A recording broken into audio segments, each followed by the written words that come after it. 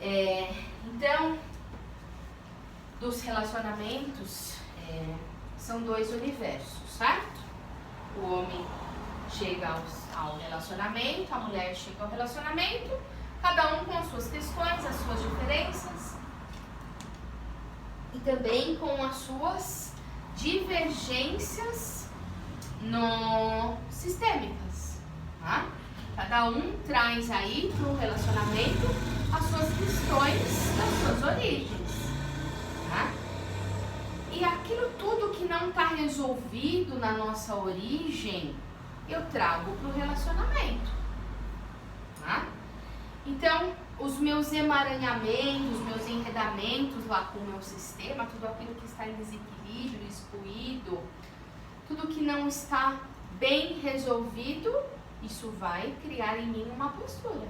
Eu vou levar essa postura ao relacionamento. Geralmente é uma postura, eu assumo uma postura de criança. Eu enxergo o relacionamento como eu enxergo a mãe. Eu anseio pelo amor da mãe no relacionamento.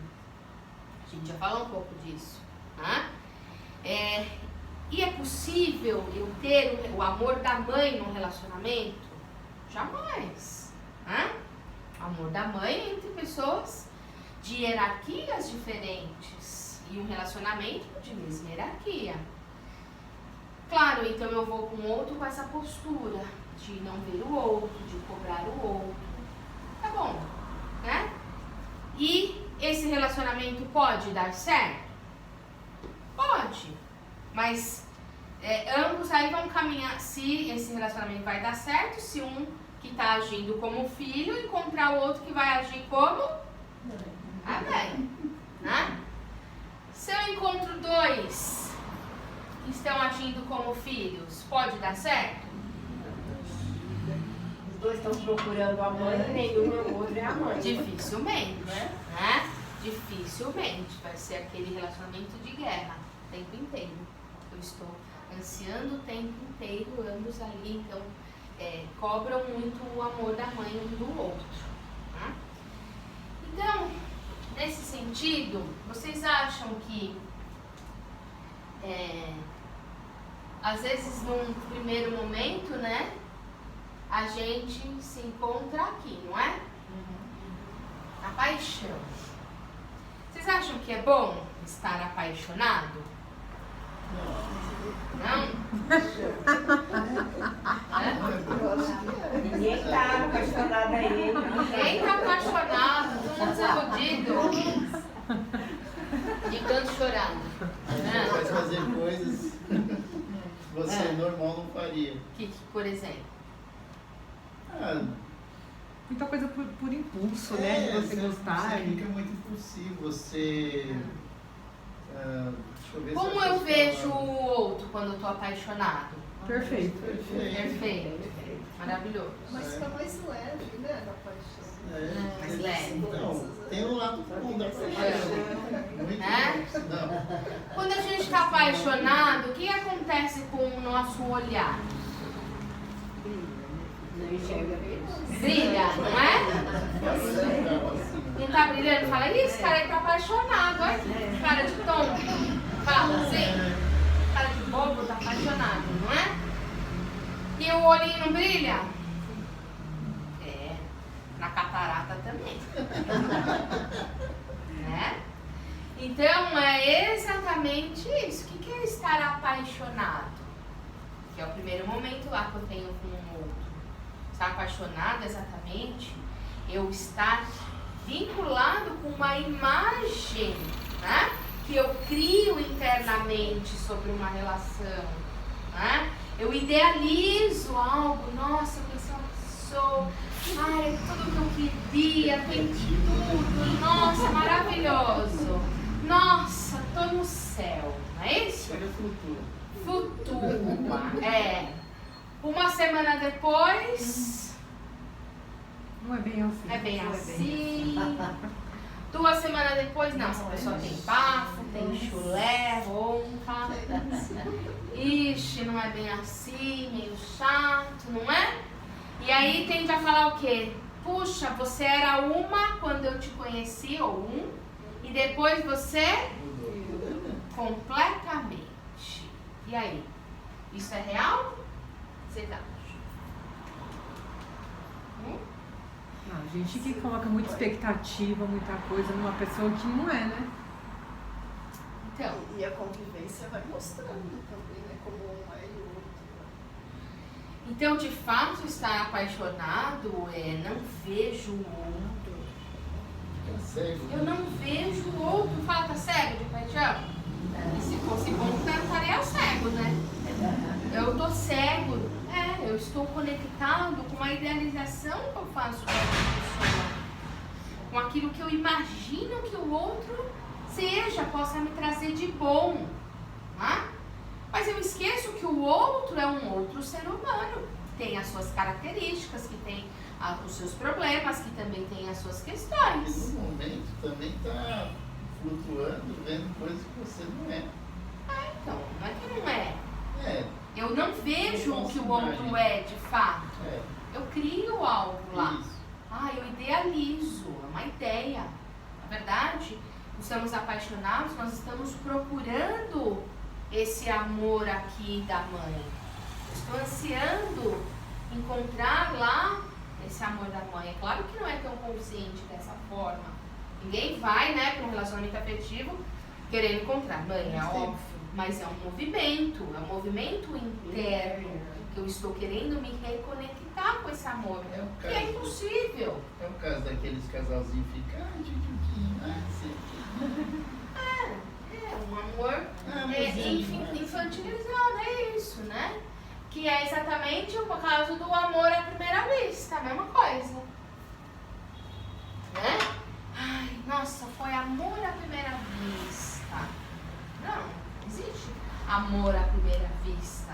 Eu não estou nem te conhecendo, não posso amar à primeira vista alguma coisa.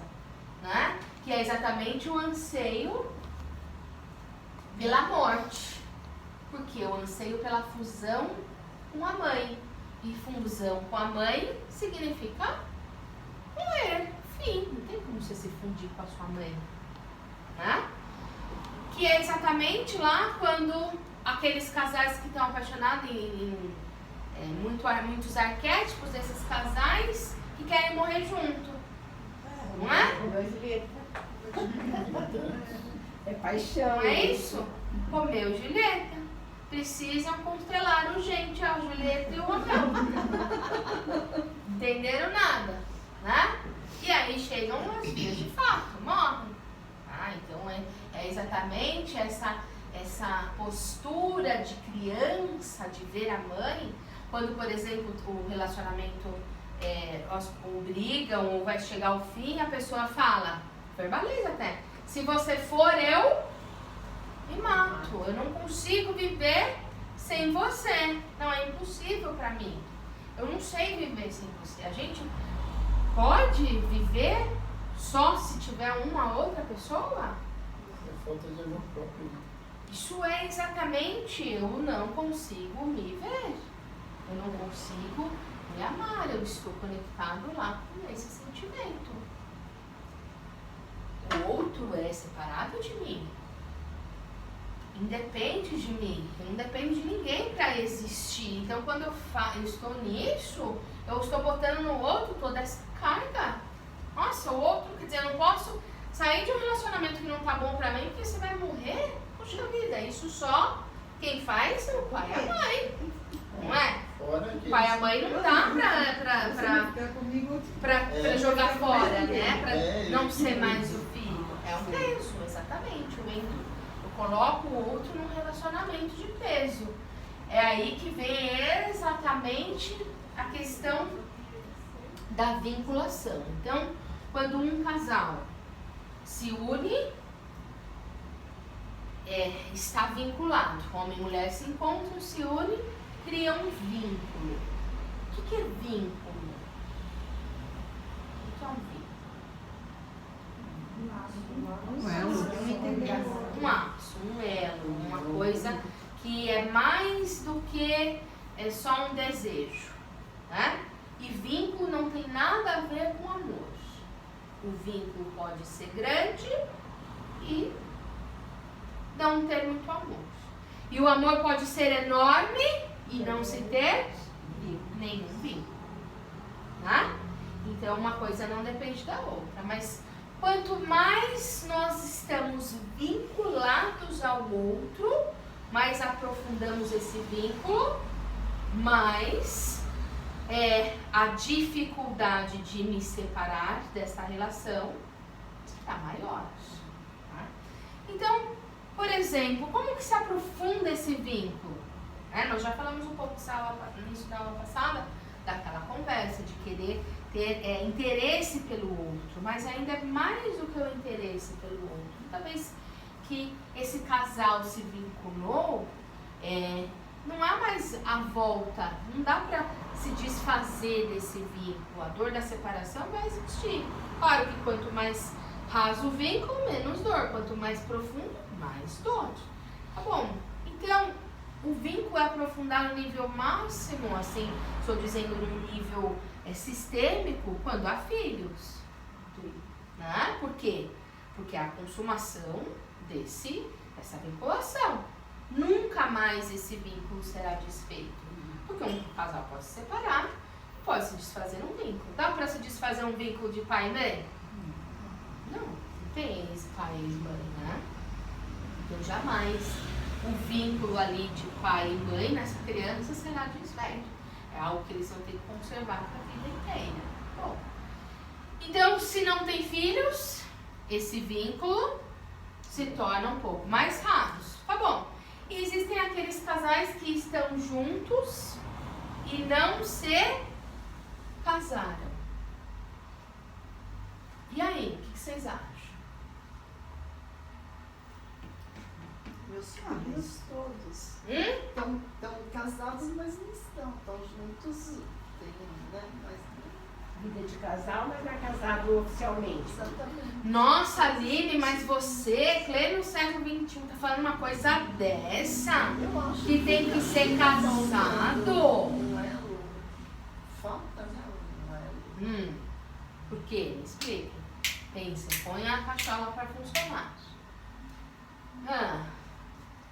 Mas a gente mora junto, hoje em dia se tem até a união estável, depois de um tempo, até, né? Para algo que foi se modernizando, porque as relações começaram a ficar dessa forma. Então, mas isso é o que eu estou falando, né? Uma visão aí sistêmica do Bert, principalmente, mas é exatamente isso. O que significa eu casar no papel com você? Então, eu vou te vender meu carro só de boca, tá?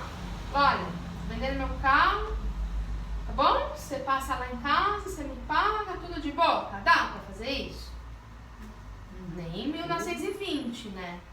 Não fazia isso mais. Não dá. É um contrato, é um acordo. Tá? É algo que eu estou ali dando uma seriedade àquilo. Né? Tá bom. Então, quando eu me caso lá e me junto e não assino um papel, eu exatamente estou dando a informação ao outro de que eu também não estou assumindo que é tão, né, importante assim. Ambos estão dando a informação de que nós estamos prontos para a qualquer momento um pode ir embora. A informação principal é: nós estamos esperando algo melhor. Sim. Puxa, mas não é muito radical isso? Eu estou dizendo que é uma questão a mais para se vincular ou não. Não significa que, porque casou-se no papel, o vínculo será profundo. Em absoluto. Mas é uma questão a mais. É uma intenção. Tá? É muito mais. Porque não é muito mais difícil eu me separar e divorciar no papel e tudo mais? Ou só se eu estiver na mesma casa? Se estiver na mesma casa, ó. Cada um pega a sua mala e vai embora. Fui. Agora, casado no papel, eu tenho que me divorciar, eu tenho que ir um advogado, tijolo, blá, blá, blá, blá. É óbvio. Então, eu estou colocando um valor nisso. Então, tem muito valor. Puxa, né? Mas será que, então, lógico. Eu estou dizendo com relação à vinculação. Quanto mais vínculo, mais aprofundado e maior dificuldade de sair. Não dá para sair dessa relação onde há vínculo profundo sem a dor da separação.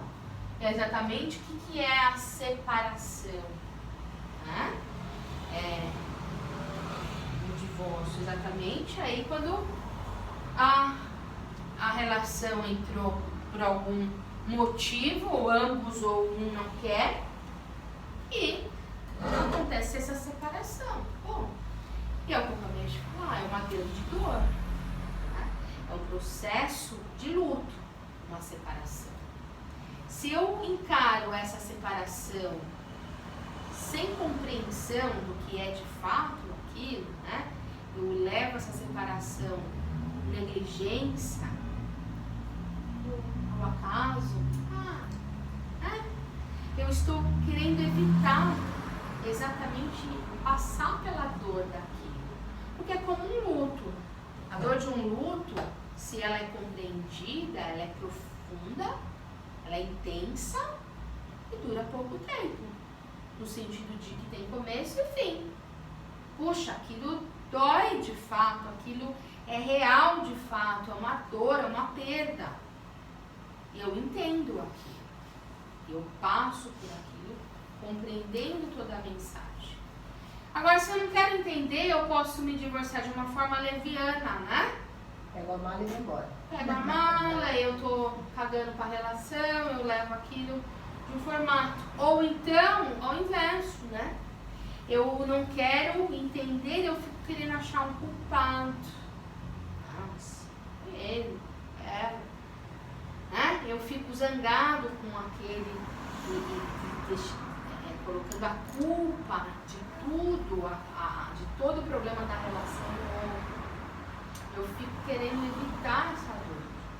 Né? Eu entro na compaixão. Quando eu quero ficar achando um culpado, é porque eu estou me isentando da minha parte. Tá? A outra é culpado e eu sou o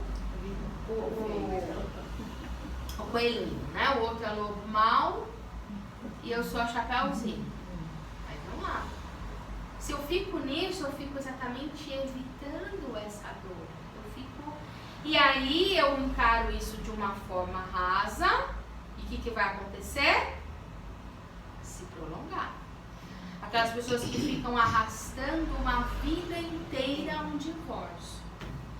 No sentido daqui dentro.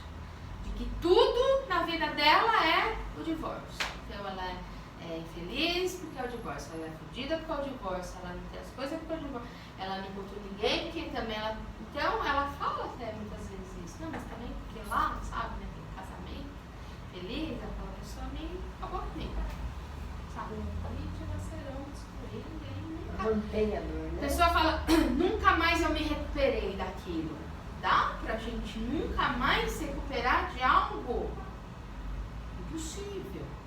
Sim, só que quando a gente não encara essa dor de frente, entendendo o que aquilo é, de uma forma rasa, eu estendo. Eu levo aquele não entendimento por muito tempo. E aí isso vai acabar, eu posso até me relacionar de novo e tudo mais. Mas aquilo vai estar sempre presente. Eu não deixei no passado aquela situação do passado. Eu vivo aquilo todos os dias da minha vida. E não dá para ser assim. Fica no sofrimento, né? Eu fico arrastando a coisa. Eu fico, porque foi assim? Por que teve que ser assim? Puxa, né? Então, esse amor verdadeiro aí, essa vinculação que une um casal, ela exatamente me leva a essa compreensão de que aquilo tem que ser em função, não é de mim nem de você, mas de algo maior que traz essa relação. Aquele movimento que nos guia. Tá? Então não tem que ser bom para mim, nem para você só. E tem que ser uma coisa ampla, grande. É isso que faz um relacionamento ter crescimento. Quando ambos, mesmo que não entendam de fato isso, olham para essa coisa maior. E respeitam exatamente quando esse algo maior chegou ao fim. Né? O amor verdadeiro não fala, a gente não fala esse clichê. Quem ama libera, não é isso? Libera. Então eu deixo você ir no sentido de, né, não deixo que sou dono, mas eu deixo você ir porque eu quero o melhor que é pra você. Então eu entendo que isso você não pode estar comigo porque tem que ser bom pra mim. Isso tem que ser algo maior. E muitas vezes os caminhos chegam ao fim. Caminhos em conjunto podem chegar ao fim, simplesmente assim. Não tem porquê, não tem como, não tem que entender nada, simplesmente chega ao seu fim. E se você, claro, não sem dor, mas olhar para isso com essa pacificação também vai libertar de uma forma mais rápida o processo, né? Que entra exatamente na questão de destino desse casal, por exemplo. Então eu entendo que o outro é diferente de mim, mas que é tão bom quanto. Que o outro vem de sistema diferente do meu, mas que é tão bom quanto o meu. E que tem destinos diferentes do meu. E eu respeito o destino do outro. Mas em muitas situações, esse destino leva exatamente ao término do casamento. Por exemplo, eu me caso e eu não quero ter filhos. Seria justo, mas não é nem mais justo, né? É essa coisa maior. Eu prender o outro e falar, não, eu não quero, mas como você me ama, você tem que ficar comigo. Você tem que acatar o meu destino. Eu não quero. Tá bom, ainda estamos falando de querer. E de repente eu não posso ter filhos. E aí? Eu não posso, mas você pode. Eu tenho que exatamente liberar o outro. Isso precisa ser compreendido. E quantos casais não ficam unidos, né?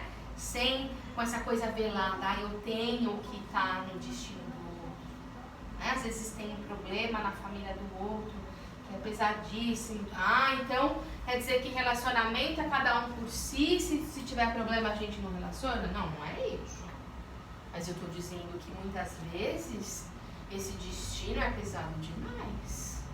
Eu não tenho o direito de enredar o outro no meu destino. Por exemplo, um dos cônjuges está envolvido num assassinato, num crime grave. Vai ser preso lá 50 anos. E aí? É justo eu enredar o outro ao meu destino? É justo dizer, não, você não vai, mas agora é que eu mais preciso, que eu estou preso, você vai separar de mim? Né? Claro, né, gente, estamos falando isso de um início, né? Claro que se tem 30 anos de casado, não dá nem mais para desvincular, não é isso? Mas estamos falando ali de um início de relacionamento. Então, eu preciso exatamente respeitar o destino do outro. Questões importantes, muitas vezes, de abortos. Não estamos falando de abortos onde há problemas físicos, nem nada disso. Mas, por exemplo, abortos provocados no casal. Isso, muitas vezes, encerra o casamento. Não estou falando que o maior vínculo num relacionamento é o filho. É o que dá esse laço. Tá bom, e se esse casal enfrentou isso com uma certa leviandade? Puxa, mas não, nós não estamos colocando aqui de lado todo e qualquer tipo de julgamento moral. coloquem de lado os julgamentos. Eu estou falando sistemicamente, energeticamente. O julgamento moral podem deixar lá fora. Tá? Mas que acabaram por si mesmo levando essa questão. Ah, mas a gente não podia. Não estou julgando isso. A gente era novo, a gente tinha dinheiro, a gente. Não. Isso não está sendo julgado. Independentemente disso. Não tem certo e errado. Tem aquilo que foi. Ação e reação, tá? E se você teve uma ação dessa, com certeza você poderá ter uma ação que é o término do casamento. Tá bom. E ainda quando há, né, se vê isso com respeito, se inclui, se conversa, se entende, pode sim ter um desfecho positivo. Mas, por exemplo, um casal cometeu 4, 5 abortos levianamente, sabe? Será que tem continuação essa relação? Isso tá matado, né? O vínculo ali, ele não consegue mais. Então, são essas questões de destino que são muito, muito, muito importantes. Por exemplo, outra questão muito importante é a da fidelidade e integridade. O que vocês acham? Eita, assuntinho, hein? Esse dá pano pra manga, hein? O que vocês acham? Eita! Hã? Vamos falar? Pode falar. Não tem chance, traiu, esquece, pronto, acabou. Pra que é uma fidelidade? O que é infidelidade? Eu acho que a união, ela, né, você acredita na fidelidade, né? Você acredita que, né? Então, o que é fidelidade?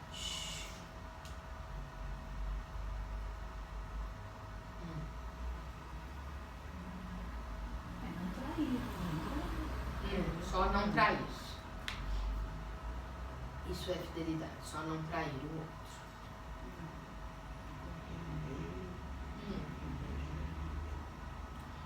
Você compra a fidelidade de alguém?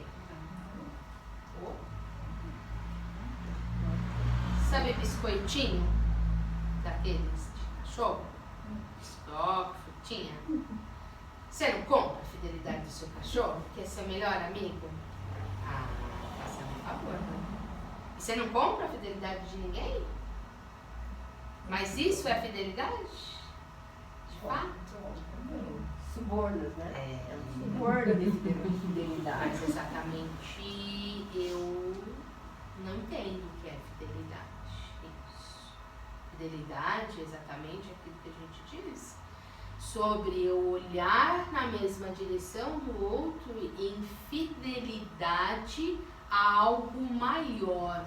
Não em fidelidade a você, porque eu tenho medo de você, porque você é meu dono, porque eu tenho que ser fiel a você, porque eu devo, porque a sociedade me diz que eu tenho que ser fiel ao meu marido. Que ela vai me condenar, vai me jogar pedra lá, não é mesmo? Não era isso que fazia? Né? Então, eu não tenho que ser fiel. O seu cachorrinho, ele não tem que ser fiel a você, ele é fiel a você. Você escurraça, você chuta, você bate, você manda ele deitar e daqui a pouquinho ele volta lá. Te lambendo. Porque de fato existe a fidelidade, o amor que ele sente por você. Usei o exemplo lá brincando que dá para comprar a fidelidade do cachorro, né? É uma brincadeira, mas não dá. Porque se você escorraça o cachorro, ele volta. Ele volta. Ele volta pelo amor que Pelo ele tem amor, por ele é você, fiel. não porque ele tem Mas que assim, ser, é o né? bichinho mais fiel que existe. Então, mas não é porque você é legalzão. Não. Ele que é legalzão. É porque ele ama exatamente. Ama indefinidamente. Então é isso. A fidelidade é quando eu sou fiel ao que me orienta, a esse algo maior. Mas não porque eu tenho que ser fiel. Não. O outro tem que ser fiel a mim, porque senão não sei o que, Não. Fidelidade é algo como o respeito, é a visão ali de que compartilhamos de uma intenção comum. Tá, e quando há infidelidade, então? E aí? Tem que dizer, tem que acabar, tem que fazer o quê? Não tem volta. Você perdoa a fidelidade? Eu acho que eu nunca aconteceu. Mas hoje eu acho que não. Não. O que é isso? O que significa isso que eu estou perguntando? Uma quebra de Uma contrato. pessoa se ama. Hã? Uma quebra de contrato. Quebra de contrato? Eu acho que abre uma janela que nunca foi aberta. Se o relacionamento ela tem até continuidade, eu acho que sempre vai ter uma portinha ali. Essa é uma manchinha no passado. Exatamente. Eu acho. Sempre na hora de levantar os defuntos, Por mais que às vezes, né? Mas eu acho que sempre deve ficar ali.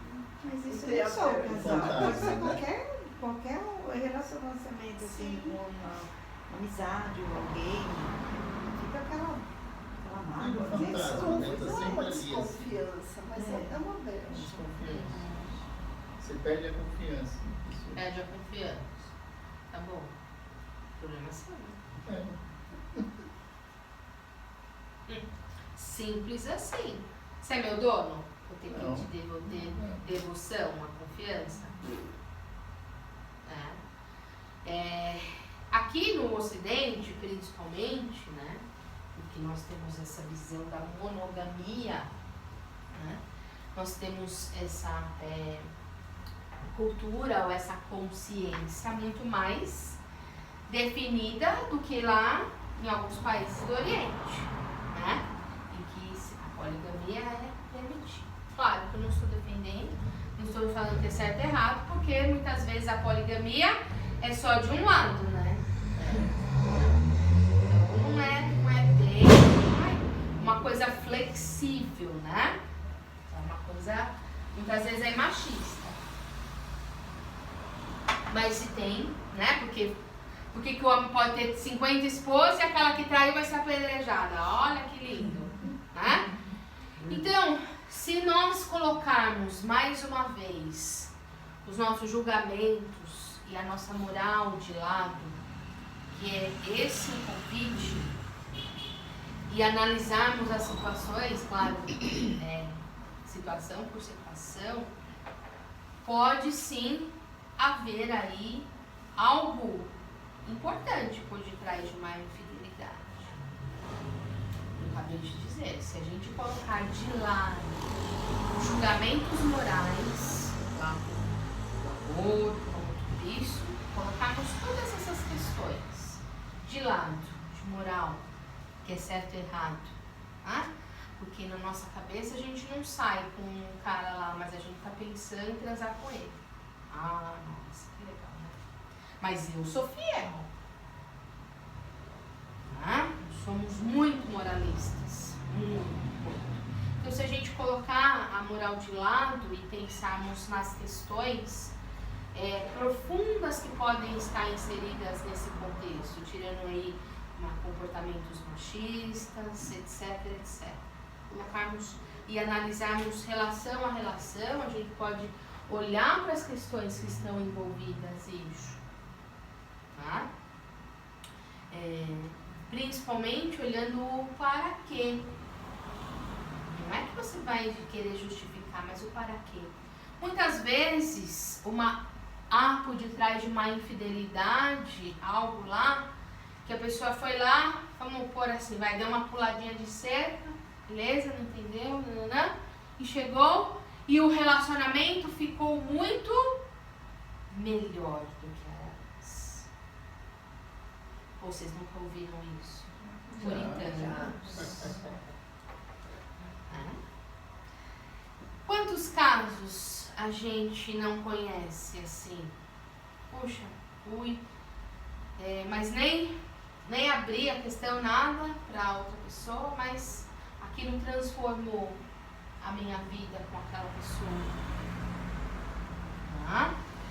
Muitas vezes aquele, né, que está sendo traído, vamos colocar assim, ele está inconscientemente oferecendo o outro, olha, procura aí alguém, sabe?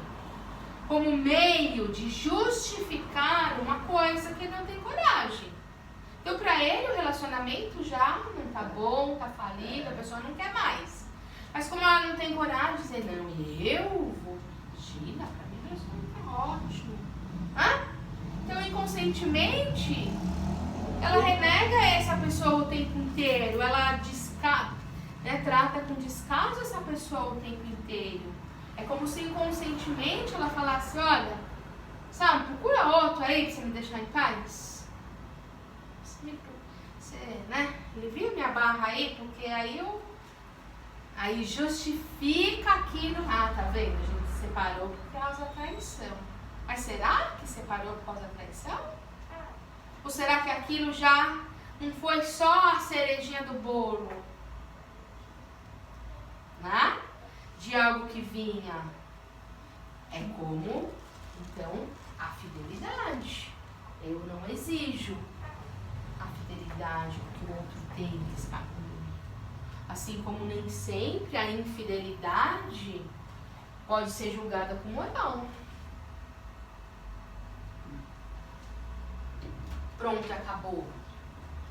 Não. É uma outra situação qualquer. É um estímulo qualquer. Eu julgaria uma pessoa, então, não, eu fico com uma pessoa que assaltou, matou, tá preso, tudo, mas eu fico, tudo bem, mas eu execro uma pessoa que me traiu. Então a questão tá muito mais na moral, no julgamento, do que de fato analisar aquela ação.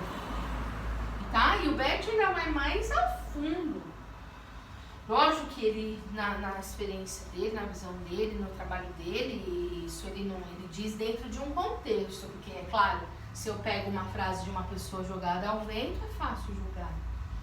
Mas a gente precisa analisar o contexto em que isso foi utilizado. Ele diz que até muitas vezes, nesse próprio livro, ele diz que muitas vezes esse adultério nem tem que ser colocado, outro nem tem que saber.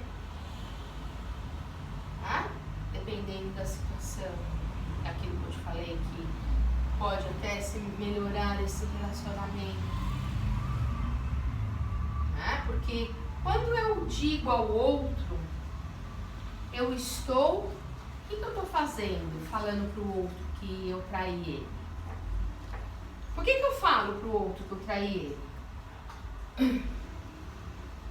Por dois motivos, né? O primeiro é para espizinhar lá, né? Já traí mesmo e tal. Mas o outro motivo de falar que, olha, eu te traí seria para que ele... Pra que eu vou falar pro outro que eu traí ele? Chamar atenção. Chamar atenção? Falar, Eu dou um tiro em você para chamar atenção. Eu posso acabar o meu relacionamento dizendo que eu traí você. Posso? Então por que eu vou falar? Porque realmente quer acabar, né? Ou porque eu quero que você me perdoe. Né? Esse é o ponto. Olha, eu errei, eu cometi um adultério, eu te traí. Tá bom, mas quando eu estou fazendo isso, o que eu estou fazendo com o outro? Eu pego um cesto de problema que é meu e faço assim, ó. Agora eu sou santo. E você me perdoa se for bonzinho. Se você não for bonzinho, você vai ser o mal da história. Então eu traio eu cometo, eu passo o problema e você é que passa agora a ficar com a bomba? Eu jogo a bomba pro outro, né? Pô, te traí, viu? Você me perdoa? Você Assim, decide. levianamente. Né? E aí, exatamente, quando a gente briga com alguém também, tô falando só de traição marido e mulher, né? Mas é isso em qualquer questão. Ah, me perdoa aí, ó. Entendeu? Eu jogo o problema pro outro decidir. Daí, lá no livro onde o cara fala assim, poxa, mas aí se eu não falo, eu vou ter que assumir esse problema sozinho? Ele ainda falou. Lógico, o problema é seu, você quem cometeu o problema. Viu? Como a gente quer dividir, né? Pega aí um pouquinho. Sim, ele disse, é claro. Eu vou ter que ficar com todo esse peso pra mim? Lógico. É seu? Ação e ação. Eu mato alguém e você foi preso? Acho, né? Sim, eu vou ter que assumir isso. Claro, mas numa questão em que eu posso contar e o outro falar, olha, eu realmente eu fiz, eu assumo a minha responsabilidade num outro cenário. Sim, pode haver também uma reconciliação a partir disso. Não é que é regra que não precisa ser contada. Cada caso é um caso, mas sem julgamento moral. E o que é essa reconciliação? Vocês falaram aí muitas vezes, vai ficar para sempre a manchinha lá. Vocês falaram, não falaram? Fica sempre lá, o caboclo sempre fica lá no ouvido, né? Qualquer susto, qualquer Já não atraso. confio mais. Qualquer atraso, tem um que vai trabalhar e fica que está trabalhando. Então, Será que ele foi para comer? é por isso que nessas situações, por causa da fidelidade, o casamento acaba. Porque de fato não houve isso. Eu estou julgando o outro, né? Exatamente com mão de ferro. O que é mão de ferro? Uma ação, eu te condenei para o resto da vida. Então sempre aquilo vai estar dentro. Uma ação, acabou, mas se você é perfeito, não é? Ela nunca errou. O que te dá o direito de apedrejar o outro? Nossa, então eu posso dizer, olha, realmente você errou, reconhecer, tudo bem, não tem nada a ver, né? E realmente decidir me reconciliar a partir do novo. Reconciliação significa eu começo de novo. Começo de novo. A partir de onde? Do zero, de agora. Eu esqueço o passado. E quando o passado continua presente, acabou. Se eu sou casal, chega lá pra mim e fala assim, sabe, nós estamos assim, tal, porque teve um caso de infidelidade lá em 1920. Eu vou dizer, se separa. Não, a gente tentou. Oi. Não, ninguém tenta. Ou consegue, ou faz ou não faz. Ninguém tenta. Todos os dias eu, né? Tá, eu reconheço, tá, e a partir daquilo eu vivo um novo. E, claro, mas então eu acho que num caso desse eu preciso, então, trair também, para ficarmos quites. Mas isso é muito comum. É muito comum, gente. É muito comum. Não é? Ou não? Tô contando uma historinha. que acontece assim, de história que a gente vê na vida mesmo. E aí? O que vocês viram? Olha lá o julgamento moral. Ai, ai, ai. E não pode dar certo? Se eu traio também? E estamos quites? Depende de como a pessoa lida com isso. Depende de como a pessoa lida com isso, porque é a primeira história do primeiro. É um problema que ele causou. Ele foi procurar um problema também. Sim. E chegar e contar pro outro também. Isso igual, lá, né? Aí Então. vai depender do outro, Mas vai o entender isso. respeito, a fidelidade, o Aí respeito. acabou também. Mas já era também. Sem julgamento moral, na minha opinião, acho que é exatamente isso, acabou. Porque a partir do momento que você está procurando um outro. Vai ter a confiança. Aí eu fiz, mas ela fez também. Perdeu a E aí, será que nós Aí fica será que nós não nos tornamos humanos de novo? decide ter um relacionamento aberto. Porque quando eu me coloco aqui nessa posição, né, o outro é cagado e eu sou bonzinho, não dá pra me relacionar com o santo. O santo é na igreja. Humanos erram. Humanos fazem merda a todo instante. Machucam uns aos outros. Então, aquela lei da compensação que a gente tanto busca e que talvez dos tempos para cá a gente vem aprender de uma forma errada de que a gente não tem que sentir as coisas que é inerente ao nosso ser. Quanto mais a gente vai distanciando disso, mais a gente fica cheio disso. Não sinta raiva, não pense mal do outro, você tem que ser bonzinho. As pessoas têm confundido isso, né? Com ser espiritualizado, com ser bacana. Não é inerente a você a raiva, fazer mal. É inerente ao ser humano. Não dá para você ser bonzinho assim nessa vida material. Isso não existe. Isso não existe. Quanto mais você foge disso, mais você põe pra dentro. Então, eu tenho que conter a raiva. Só que uma hora, essa raiva explode. Isso acontece muito e a gente conhece a todo instante casos de psicopatas. O cara nunca foi explosivo, o cara era um anjo, um amor de pessoa.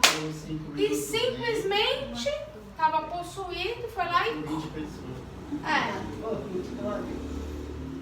Então eu prefiro aquele que esbraveja, aquele que eu sei que é humano, porque aquele que é bonzinho, eu tenho medo. Se seu marido nunca esbravejou, como diz hoje, denuncia ele para a polícia. Porque qualquer hora ele vai pular no seu pescoço. Palavras do Osho, não são. Nunca sentiu raiva? Foge, Nunca teve um ataque de fúria? Foge. Essa pessoa não é humana. Geralmente essas pessoas não mostram sentimento nenhum, né? Então, é humano? Não, está doente. Então nós que erramos, cometemos as nossas cagadas o tempo inteiro, precisamos aprender a lidar mais com isso. Então, se alguém me faz um mal e eu lido com esse mal assim, querendo ser santo, não dá certo. Se eu retribuo o mal que você fez a mim com um mal um pouco maior, isso vai parar? Então você me traiu com a minha amiga, eu vou lá e te traio com a tua irmã. Né? Vai dar ruim. Porque aí você vai me trair, você vai me matar. Aí é um crescente. A gente não falou que para que os relacionamentos deem certo é preciso haver um equilíbrio do dar e receber? A gente falou. E esse equilíbrio de dar e receber nas situações positivas e também nas negativas. Então, se você me faz um mal, você me xingou, eu vou lá e te xingo, mas um pouquinho menos mal. Me fez um mal, eu vou lá malzinho um pouquinho menos. O outro Nós aceita estamos mal. quites e aí a gente se reconcilia. Se o outro aceitar o mal também, né? Senão ele vai querer retribuir. o Não, mal. mas quando eu faço um mal que não é tão mal, Ele se sente significa superior ali. que estamos pagos. Tá? É ação e reação. Eu empurro a bola volta a mim com a mesma energia que eu empurrei. Eu já vi casal, minha família até, de começa a xingar, um xinga, mas a outra Sim. quando vê, Em vez de virou Tá uma guerra. rolando. Virou uma guerra. tem que Tá rolando no chão com É. faca.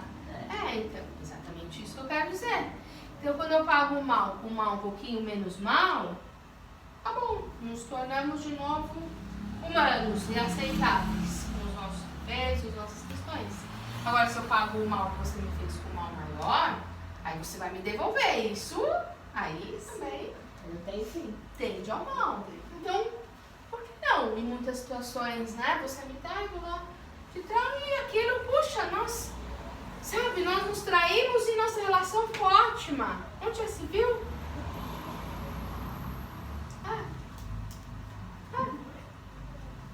Não, nós começamos nessa coisa e aquilo desandou para o crescente negativo, óbvio.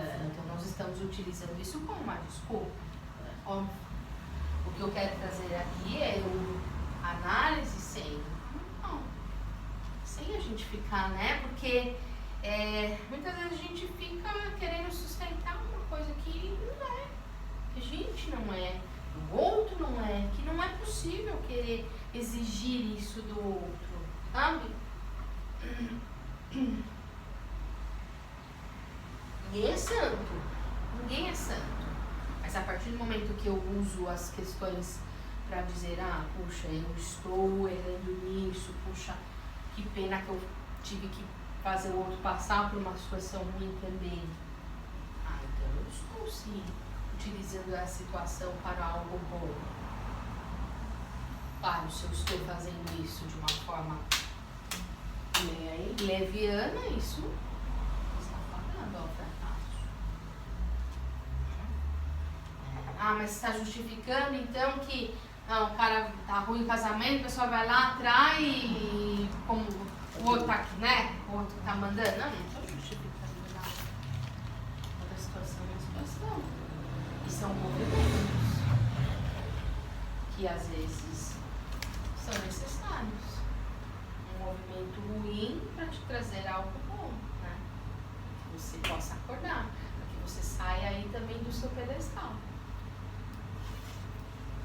De se colocar como, eu sou um fodástico. Não é bem assim.